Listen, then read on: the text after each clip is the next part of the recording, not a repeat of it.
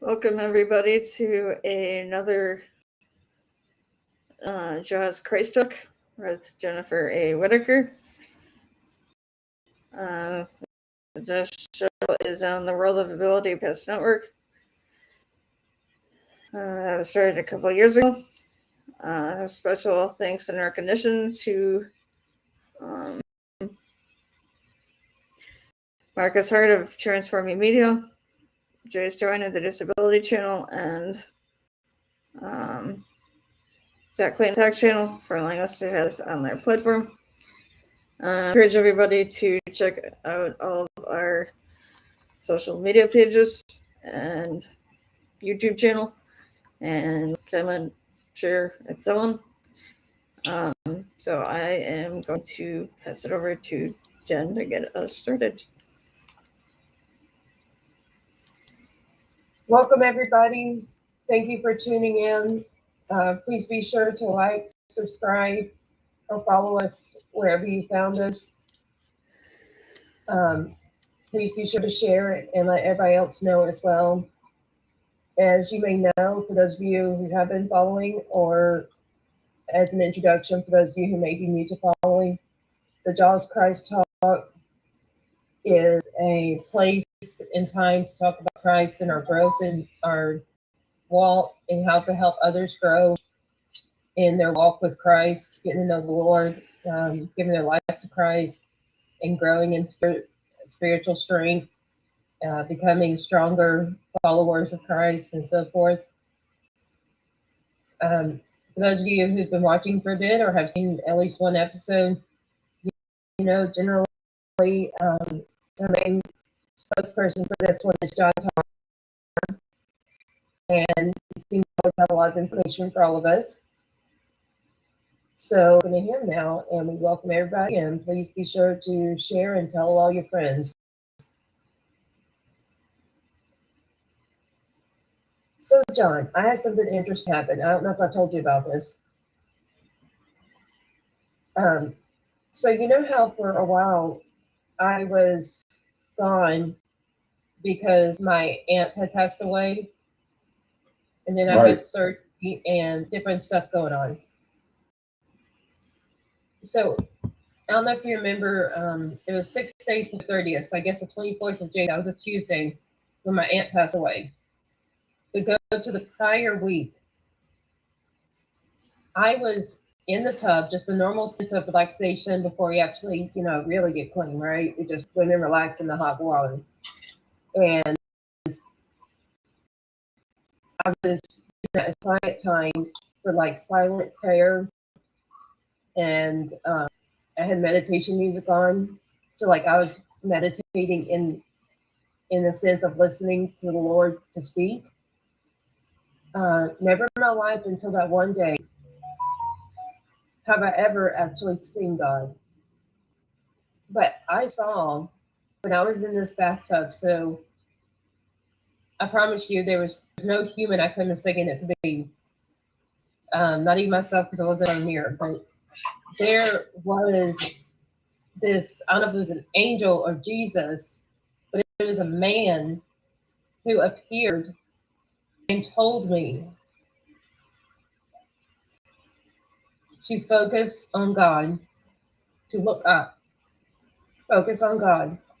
And I said, am I about to go through a hard time or something, Lord? I don't understand. He said, yes, but wait, look up, focus on me. I said, yes, Lord, I will focus on you and serve you and continue to work in obedience to you, doing whatever you want me to do in all areas of my life. Lord, I am yours. And then I just went on my back, and I looked down, I'm like, that's what I did. Okay, so here's the bar, so, and all this, my wall, my cat's the only other living being in this room. I'm like, did I really just do that? That was my first time ever since being a Christian. And I told you, I think I told you, my dad had said, he was a pastor. of a church. Continue to follow the Lord, and one day He will reveal Himself to you. One day you will see Him. I didn't think that's what I was talking about. I actually saw a man, and it was shining. It wasn't like you and me with just the white colors. This was like a shine, like glory or something. Have you experienced anything like that? You know, when it comes to things like that, not a lot of people have it happen to them. Never happened to me, but a situation. Strong in our faith before we reach that point, like extremely dedicated and strong. I don't know. It's really up to God.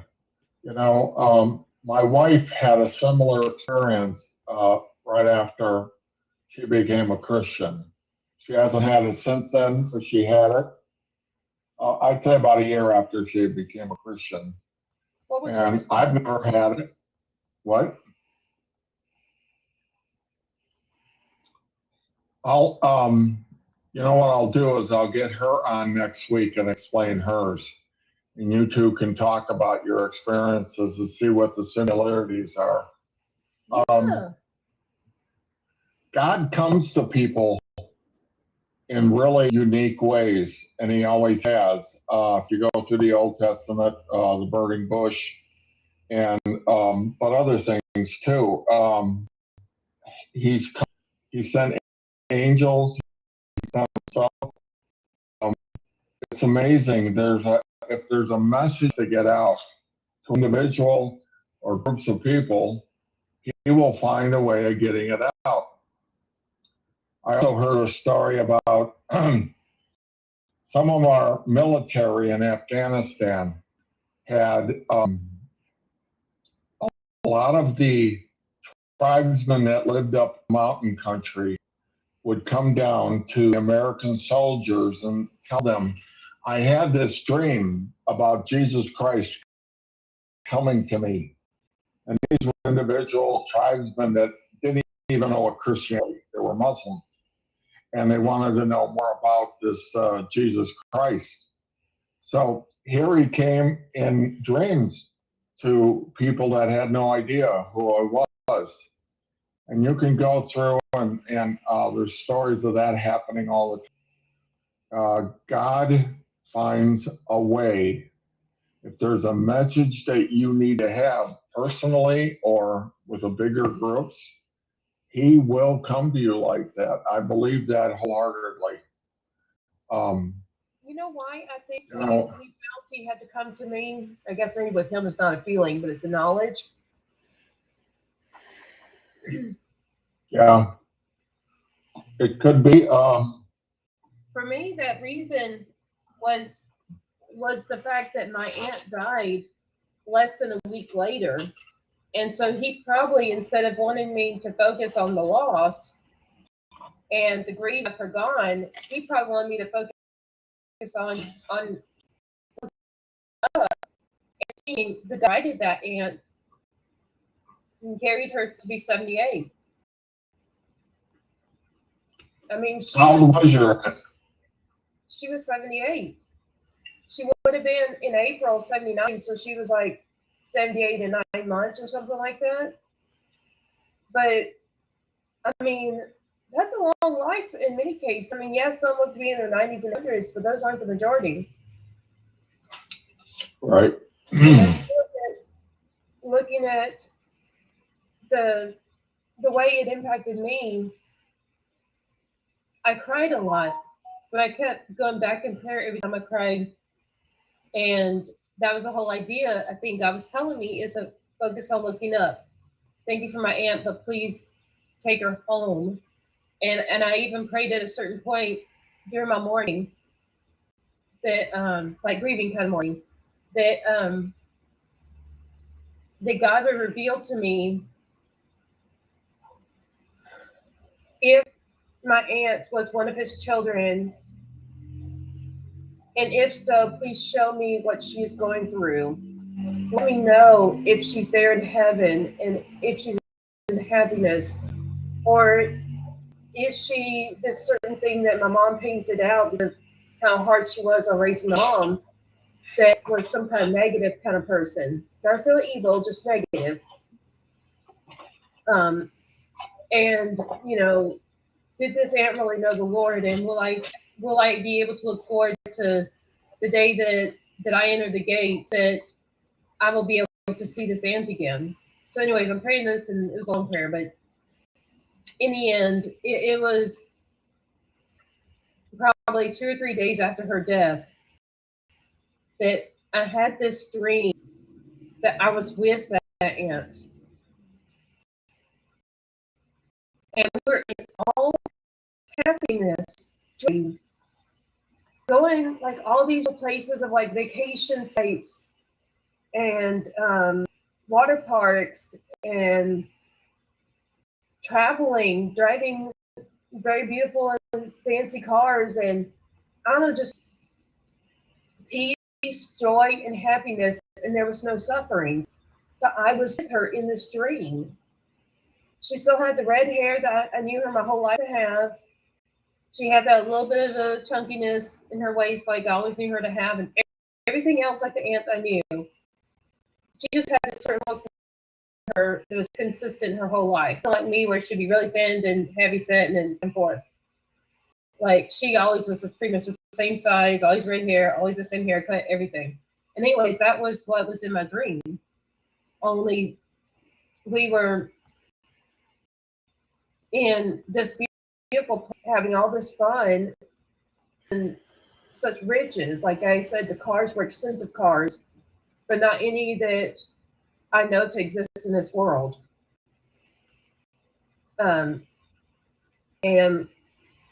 so basically, it gave me a peace that when I woke that next morning, I was like, I'm still at Uncle Dave's house. Nana's not here. My Aunt Nana.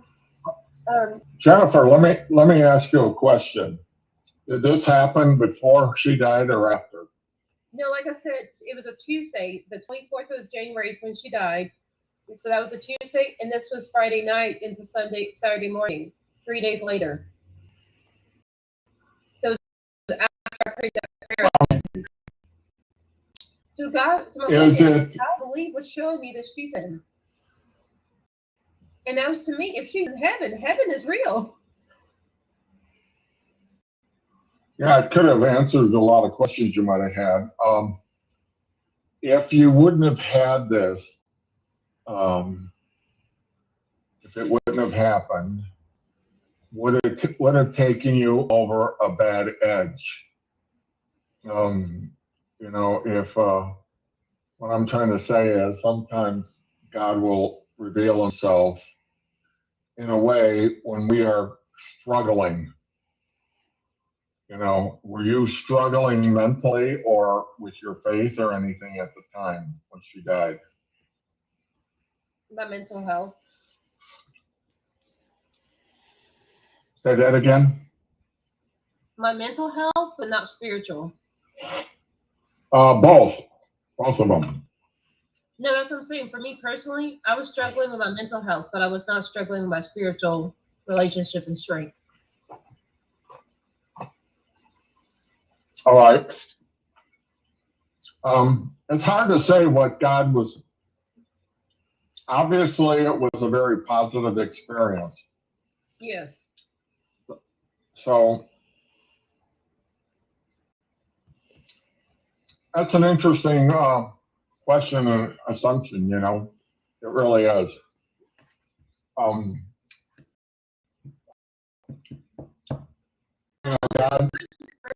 To me, it was a revelation.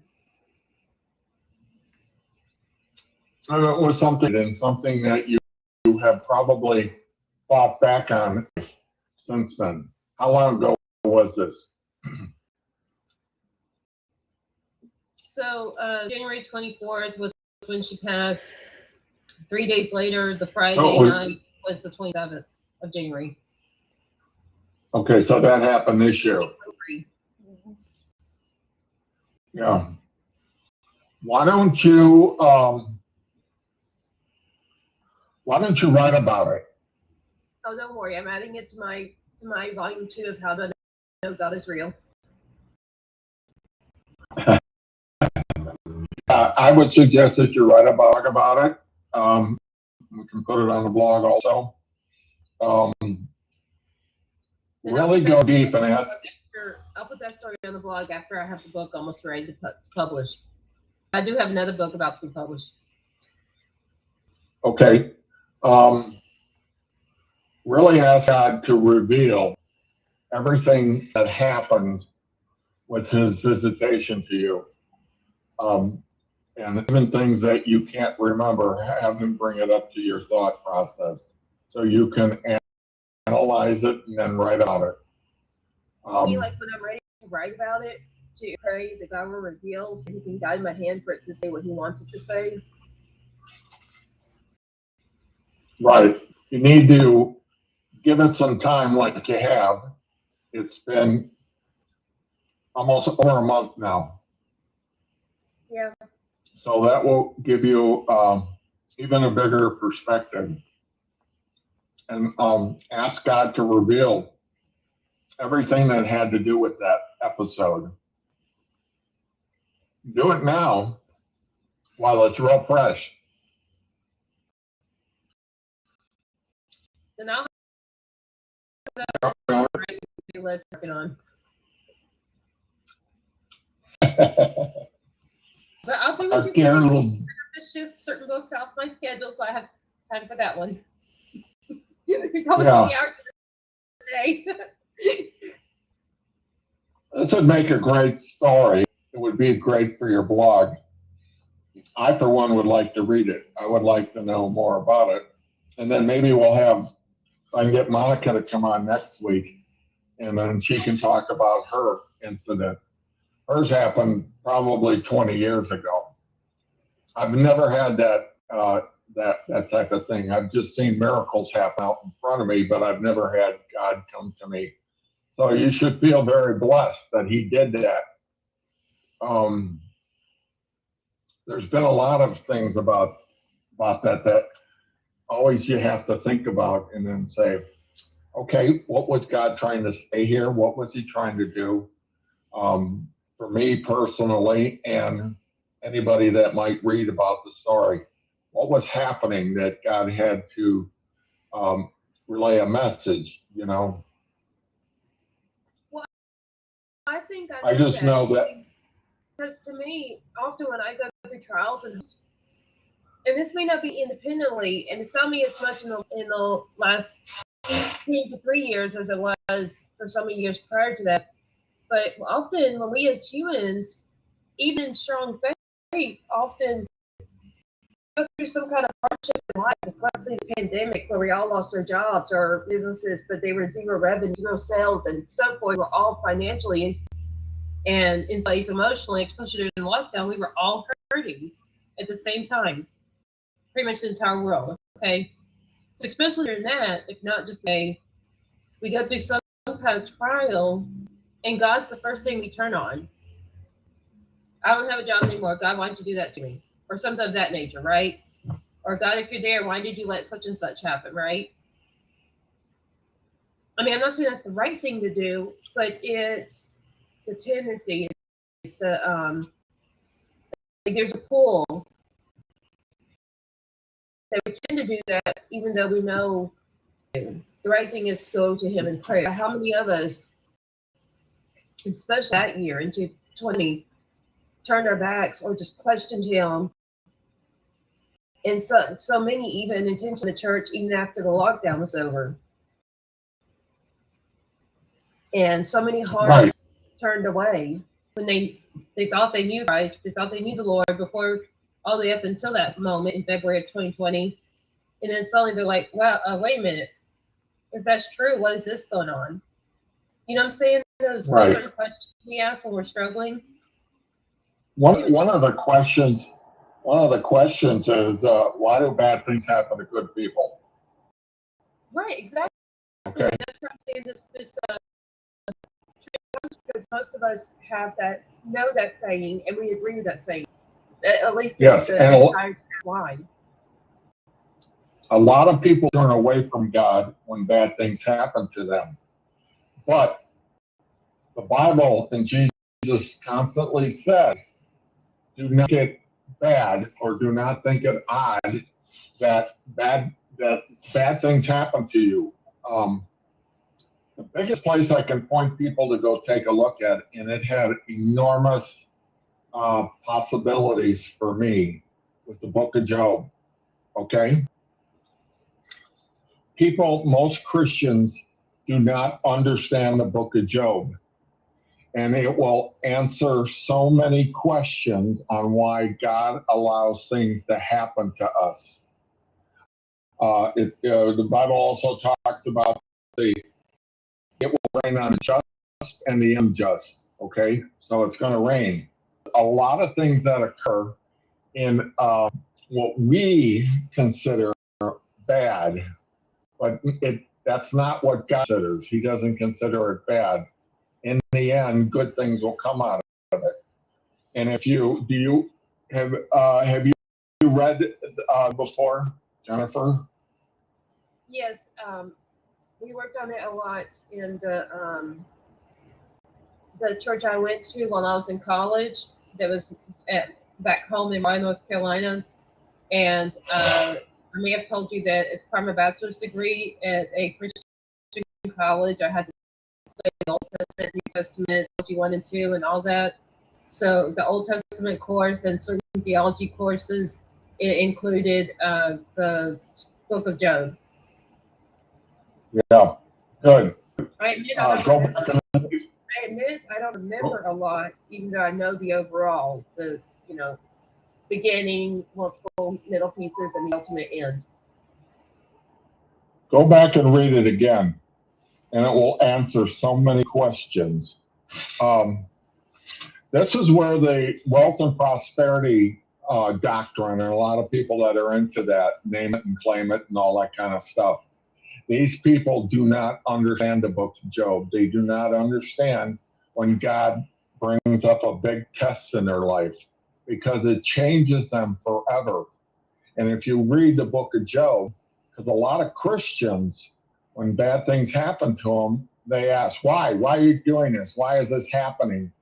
And then if you remember at the end of the book of Job, God said, where were you when I created the planet? Where were you when I created all this stuff?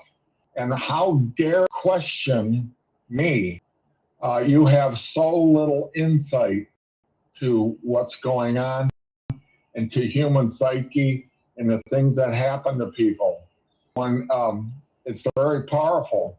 At the beginning of Job, it says there was a man in the land of Uz, whose name was Job, and that man was blameless, upright, fearing God, and turning away from evil. He had 7 sons and 3 daughters were born to him. His possessions were 7,000 sheep, blah, blah, blah. It goes on to all the stuff that he had. And when the days of feasting had completed their cycle, Job would send word to them and consecrate them. But the interesting thing, it says, now there was a day when the sons of God came to present themselves before the Lord, and Satan also came amongst them. The Lord said to Satan, from where do you come? Satan answered the Lord and said, from roaming about the earth and walking around on it. Then the Lord said to Satan, have you considered my servant Job? It's almost like Satan hadn't even thought about him. And when I read that the first time in my life, I was like, oh God, don't tell him about me. Process. See, and that's what basically God was asking him to have an impact, and all Satan will do is evil. That's what I perceived it as well. So I'm thinking, what's so encouraging about that particular book? That God then, as someone who's doing well and comfortable and staying holy and dedicated to the Lord, all these things he's doing right, that God just says, hey, Satan, why don't you come on him? Right. But you got to understand, God was reminding Satan that there was this individual. And obviously, the thing that we have to think about and remember is nothing happens to us personally comes before God first. That will kind of twist you up into little things because you want to think God has got nothing but good for us. And in a roundabout way, when he does this test, or when he does these things, it's for your own good in the long run. My hip and all the things I went through hip. And even now, today, when I read parts of Job and I read about and some of the things that happen that are bad to me. Friday, my wife got in a really bad car accident. She was T-boned. And right now, she's having a hard time walking because she doesn't know for sure if she had broken bones or if it's just old ligaments in there. And she's having a hard time getting around. But, so we talked about. Can we pause to pray for Monica? Sure, but hold on, let me finish the story here. Okay. So her and I talked about what is the message? What is it that God is having you to try to understand? What is it that he's trying for me to understand? I know God told Satan about me and my hip. I know my strength in God changed drastically. I had to try to understand what this was, what this predicament that I had gotten into, and I'll probably have to live with the rest of my life. One of the things is that I think God used it to make me more other people that are having problems in the world. I really didn't care before. And now, one of the things that happens to me is I kind of gravitate to other people that have disabilities because I talk to them like case disability. What is that all about, and how does that? And it makes me care about those people. Um, yeah, and let's pray for Monica too. One of the things too is when you're in a lot of pain, you lose your temper. Okay, and Monica and I have been talking about that, and since I've been in so much pain sometimes with my hip. I lose my temper sometimes, and I say things that I really. Or irritability. Irritability, because when you have like a constant pain or something, you really do lose patience, and you angry and you say stuff that you really don't mean until you can relieve that pain to some degree. So there's that. So it's really different for every person out there. That's And if you read through, because I have constant pain. Like ever since I busted my head in high school, I've always had neck pain. That's permanent. That's why I constantly movement for my neck, try to stretch them and relieve it. And that's why I do this stuff. I have permanent pain in my neck where two discs actually when they're stressed they pull together and they pinch the nerve, and if it gets pinched enough, I'll lose use of both arms. And that's what stress does to me. That's one of the reasons I'm considered disabled. That's also why I am always in pain. And then there's a similar area related to the job I did. The only full-time job I've ever been able to hold, and I only was able to hold it for 3 months being fired. I had to lift something heavy, and I was extremely obese. Like I'm talking about 5'6", something like 290 pounds. Now I'm only like 150, so that's pretty much double what I am now. And I had something that was probably 70 pounds that I was not in shape to do. So I broke a disc and a joint on my back that has never been able to repair because the certain type of break. I can rebuild the muscles, but my actual spine also broke too. So getting these different rods, whatever, put in, I was put through physical therapy to start off. I'd have to just lay down, and the therapist would have me do exercises I could do while my back was laying down on some kind of floor or bed or something. And just basically they had to build up the muscles in my back, but I still have permanent back pain. You know what I'm saying? So I've had injuries like that that are also reasons I'm disabled, but it was caused by job or other things or a different disability, like my neck being caused by my seizures and this in the head trauma that was caused and other injuries. So for me, I'm always in pain, but I don't feel that I'm always moody. Now I have a zero tolerance for stress. That's what I can get. What you've seen me on some meetings with you. You know, I have zero tolerance for stress. That's one of the reasons I'm considered disabled. But unless I get that kind of stress, otherwise I don't see myself as always being irritable. Yeah, sometimes I am. If my pain tolerance, and if I get into it's just stop throbbing, and I gotta go sit on a recliner chair, stretch out. Takes about 5 minutes for it to set aside. And that happens to you a lot. It also makes you irritable, but also it makes you exhausted too. Some pain can, so it's this type of thing. Let me read some more a little bit out of Job here. Yeah, go ahead. Have you considered my servant Job? For there was no one like him on the earth, blameless and upright, fearing God and turning away from evil. Then Satan answered the Lord that Job feared God for nothing, and made a fence around him in his house, and all that he has, unless the work of his hands and his possessions have increased. But reach out with your hand now and touch all that he has, and he will certainly what? He will certainly, all that he has, he will certainly curse you. Okay? You to your face. Then the Lord said to Satan, behold, all that he has is in your power. Only do not reach out and put your hand on him. So Satan departed from the presence of the Lord. So he did all these things to Satan, or to Job. And as we know, Job was blameless.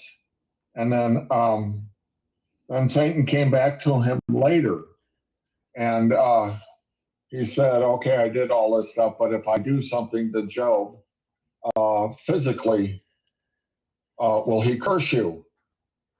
So remember what we were talking about earlier. People turn away from God and say, you did this to me, that to me.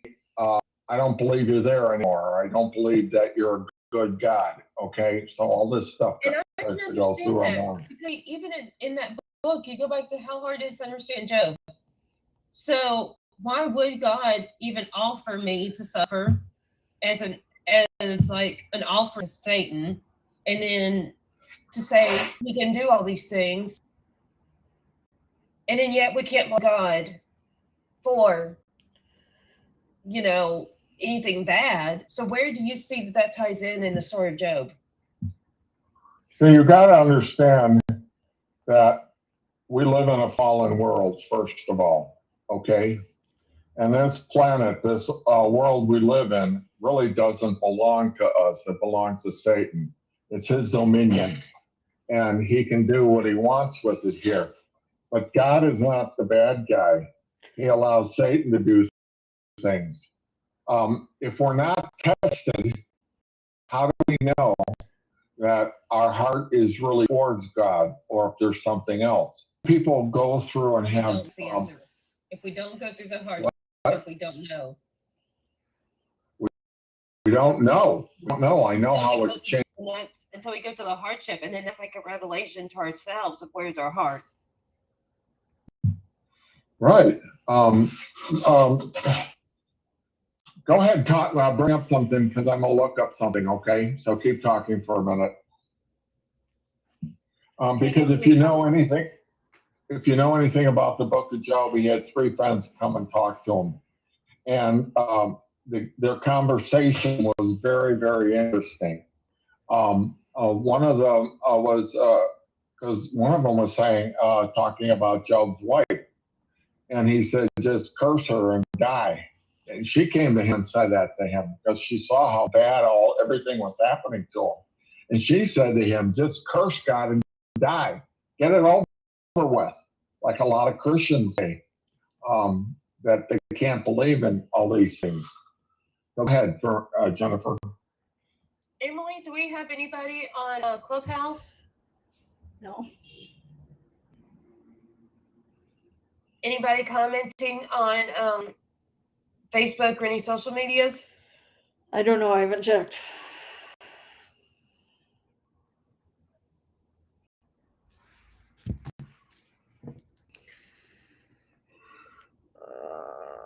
Hey, Jennifer, on Job Yes. 2:9, it says, then his wife said to him, do you still hold firm your integrity?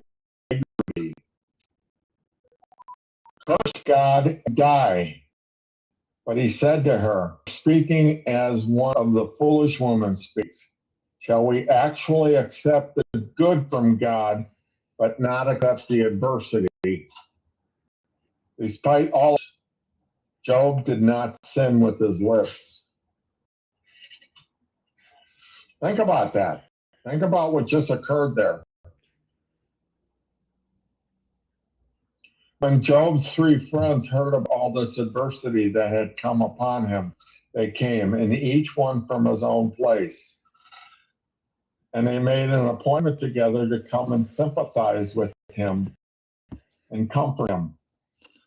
When they looked from a distance and did not recognize them, they raised their voices and wept. And each one of them tore his robe, and they threw dust over their heads towards the sky. Then they sat down on the ground with him for 7 days and 7 nights. So go ahead. I just lost my place here, and I gotta track it down again. Have you found anybody want to comment or anything on any of our social medias, Emily? Nope. Nay. Okay.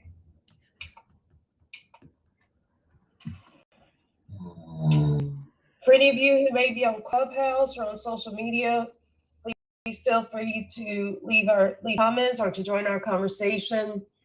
We welcome you to be part of the discussion. And we welcome all opinions or experiences, testimonies, whatever that fits in with our trend of this particular show, being talking about Christ and him being in the world, which in this case, we're talking about the story of Job. But that's the center of this particular show each Monday at, is it 4:15 or 4? 4:15. At 4:15 each Monday. Though I have to admit, when I do have my bad seasons exposed to my mental health, that the team will be here, but I won't. But similar happens to the rest of the team as well. But we typically carry on. If you were watching somewhere where you can join our discussion, please be sure to share or comment in text for us to read. Both. And be sure to like or subscribe. Clubhouse, you can be part of the discussion as actually part of our conversation and in the video and so forth, at least your voice, but not your physical appearance, but just be sound. So that's a great place to go to find us. Soon we will be releasing these that are less than an hour to be on Fanbase, where you can watch them live. It's like a social media all in one place videos. Only you just have to look up Jen's Books and More. That's JENNS Books, the letter N, more, to find all of ours of the Jolly Chat podcast. And we're about to close. So did you find any last verses or anything, John? No, I'll try to find it for next week. Great. Because when you go through, because Job did finally not really sin, but he started cursing the day he was born. And then God interceded through that, and it just blows you away what God says to him. Who are you to question me? Is basically what he said. Who are you to question me and why I do what I do? You have no idea. Your perspective is very small and very tiny, and it has no place in the reality and the account of God. So that's what we got to be careful of. We got to be careful when we ask God why certain things are befalling us or happening to us, and we start getting irritated and mad at God. That's when, if you want to get pissed off at the creator of the universe, you better be careful, because he may really answer in a very hard way. And when God did that to Job, basically he's saying, Job if you question him, you'll have more suffering. If you question him for no, a not necessarily. more suffering.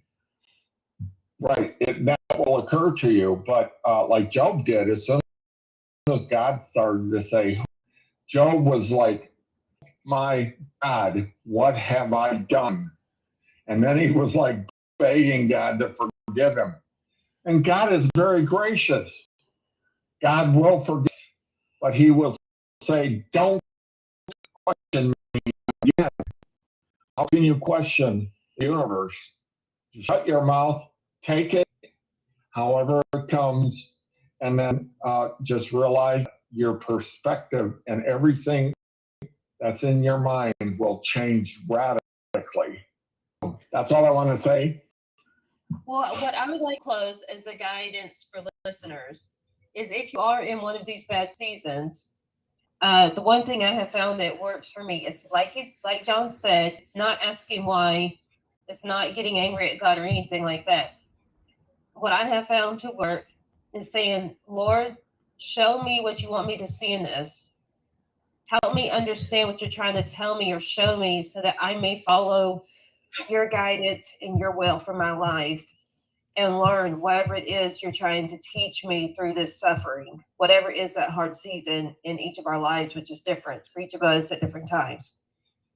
But that's the prayer I have found that worked, for God to reveal what he was trying to show me, and whatever was the reason, like a lesson or something that he was hoping to improve my faith or improve my trust in him, or something else in some way related to my relationship or my decisions in work, life, personal life, relationships, friends, social life, whatever. But whatever these decisions are, that he wanted to make some kind of decision or turn away from a different kind that was part of his will. So either way, God revealed to me what he wanted. And I saw that the suffering ended when I obeyed him. But first, it's requesting what he's wanting you to do or see. Emily, over to you. Any announcements? Oh, hold on a second. I got two things. Can we pray for Monica?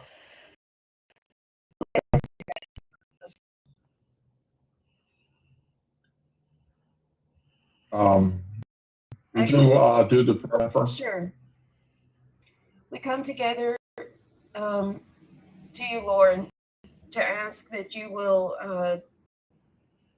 show blessing and grace to John and his wife Monica, that could not be here with us today for this talk about your word and how you're working, and you did work in Job.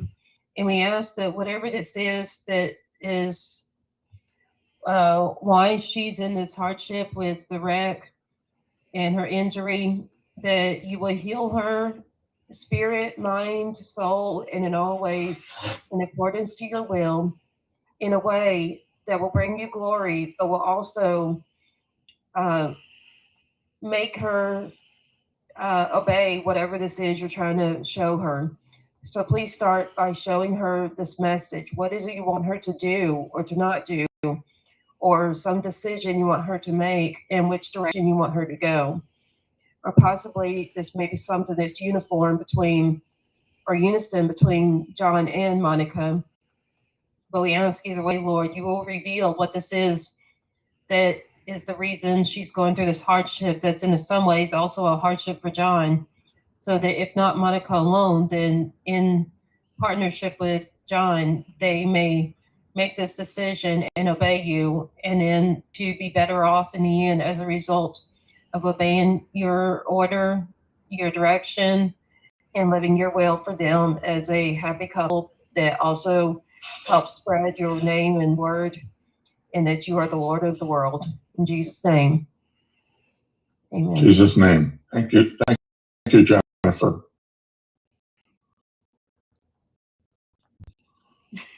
I get to cry. Hey, think about this for one second. Knowing the sinful man, if bad things do not happen to us, we will not need God. When things are going along and we have a lot of money, and that's why a lot of rich people have a hard time connecting to God, is because they are God themselves and they don't need Him. So, bad things, I hate to say it, but bad things have to happen to us for us to reach out to God. If it doesn't, human beings have a tendency not to look to God for anything. Well, Okay, Emily, it's all. Let's What? end on that. Turn to Emily for announcements. We're trying to keep this less than an hour. Any announcements? Okay, Anybody? go ahead, Emily.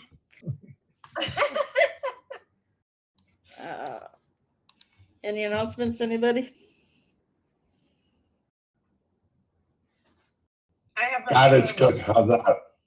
Oh yeah, man, to that. God is good. And that's why they should join us to learn about this great God on Christ Talk, Jaws Christ Talk next Monday, or whenever that's where they found this to listen to it sometime after we posted it on their favorite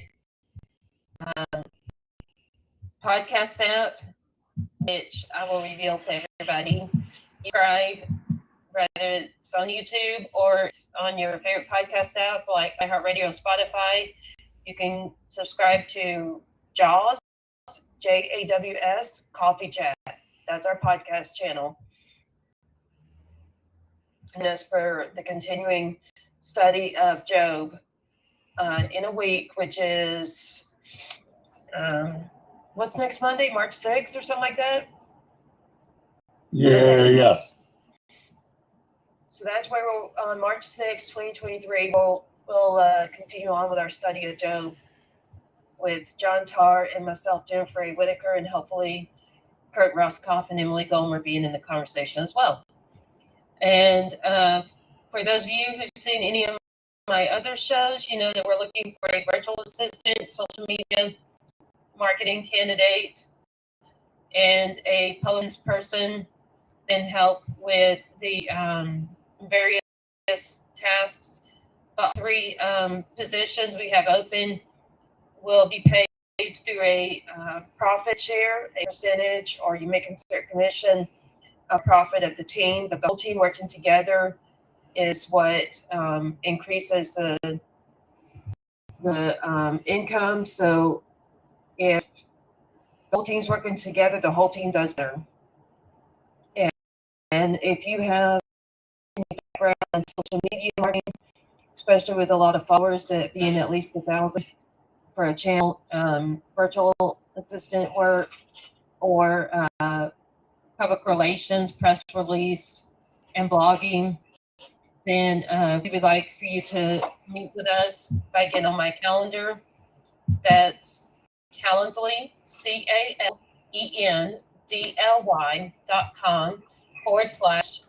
CALENDLY.com/JENNS books and more. That's calendly.com/ Jen's Books and More. And Jen is Jenn.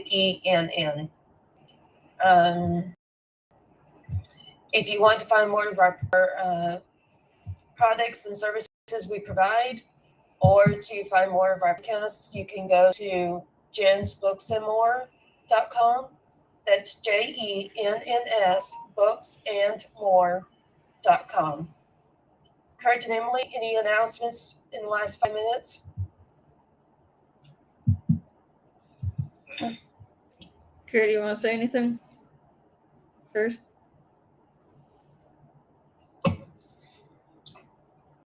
Well, the news of the day is the Disability Channel has the show, the TDC Today Show USA, and Emily and I will be working on that to provide an opportunity to share out, what people are doing in their lives and to showcase their abilities and, what they are finding the capacity to set out and do in life. And so tell stories and hopefully for here at Jaws Christ Talk to be able to get a plug out on to the Disability Channel side of things for what's going on here at the Jaws Coffee Chat series. So there it is, the disabilitychannel.ca. It's .ca because it's founded, headquartered out of Toronto. Thank you. Woohoo! Okay, see everybody next week. Yeah, John.